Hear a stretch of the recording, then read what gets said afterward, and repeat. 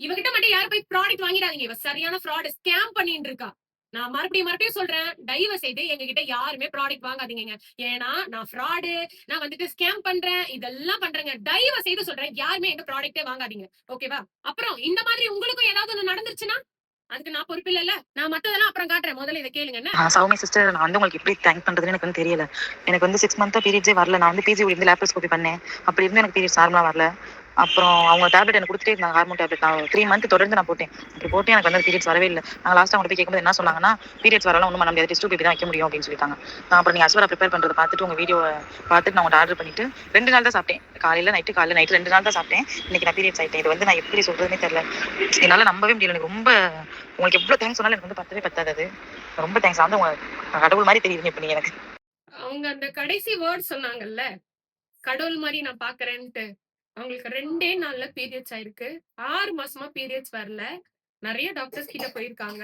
நிறைய டேப்லெட்ஸ் 6 மாசம் 3 மாசமா டேப்லெட் எடுத்துமே அவங்களுக்கு பீரியட்ஸ் வரல. பட் ஆனா நான் ட்ரஸ்ட் பண்ணி சொன்னேன், அஸ்வரா கண்டிப்பா அவங்க எல்லாருக்குமே வேலை செய்யும்.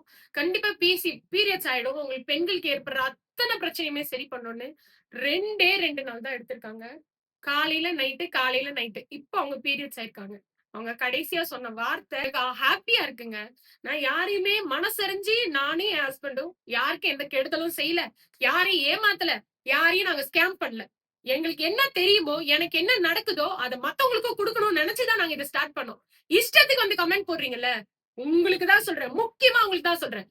உங்களால எதுவும் பண்ண முடியாது. ஆனா என்னால எல்லாம் பண்ண முடியும். நான் பண்ணிட்டு இருக்கேன். முடிஞ்சா சப்போர்ட் பண்ணு. இல்லையா தள்ளி விட்டு போயிட்டே இரு. வேற மாதிரி என்னால சொல்ல முடியும். வேணாம். இப்ப நான் உங்களுக்கு காமிச்சிட்டு இருக்கிறது அவங்களோட கான்வர்சேஷன். அவங்க வாட்ஸ்அப்ல தான் நான் இருக்கேன்.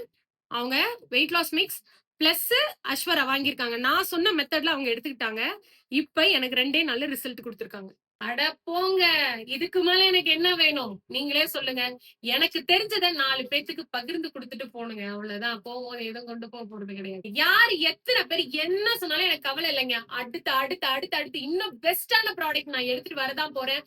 அது நிறைய பேர் ஹெல்த்தை இம்ப்ரூவ் பண்ணதான் போகுது. பாக்கலாம். நான் சொன்ன பிரச்சனையில நீங்க எத்தனை பேர் என்னென்ன பிரச்சனையை ஃபேஸ் பண்றீங்கன்றத கீழே கமெண்டா போடுங்க. உங்க கருத்தை நான் தெரிஞ்சுக்கிறேன்.